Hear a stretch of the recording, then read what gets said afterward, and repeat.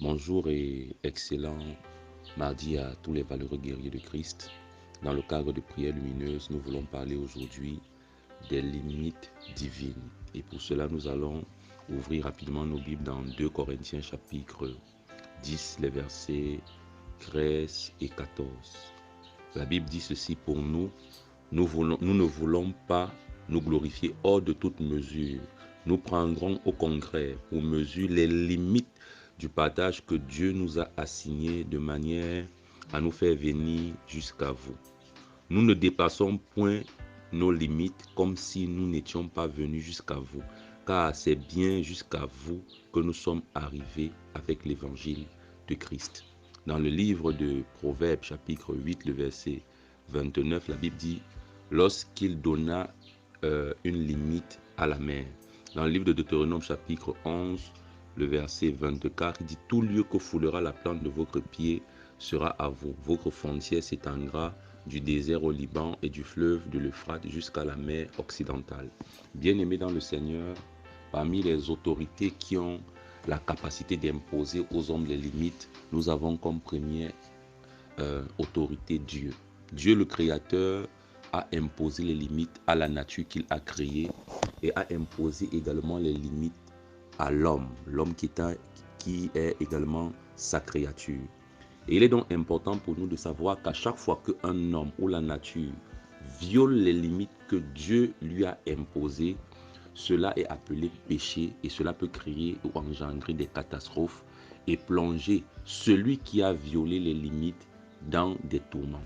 Voilà pourquoi lorsque par exemple Dieu donne une limite en ce qui concerne la vie d'un homme, il ne donne pas des commandements. Et la Bible déclare par exemple dans le livre de Proverbes chapitre 19, le verset 16, « Celui qui garde ce qui est commandé garde son âme. » Donc à chaque fois que la nature garde ce que Dieu a commandé, reste dans les limites que le Seigneur lui a assignées, cette personne vivra dans le bonheur et connaîtra le bonheur. Mais à chaque fois que l'homme a subi le malheur ou a vécu dans le malheur, l'une des raisons fondamentales, c'est qu'elle est sortie des limites qui lui ont été assignées ou imposées par le Seigneur. Nous voulons donc prier ce matin. Excellent Père Céleste, nous sommes au-devant de toi ce matin, te suppliant de nous pardonner pour toutes les fois où, ô Éternel, nous avons dépassé nos limites. Les limites que tu nous as imposées, les limites que tu nous as assignées.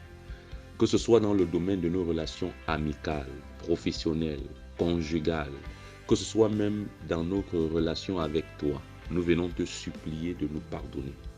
Nous prions également, mon Père et mon Roi, afin que tu nous aides à rester dans les limites que tu nous as assignées.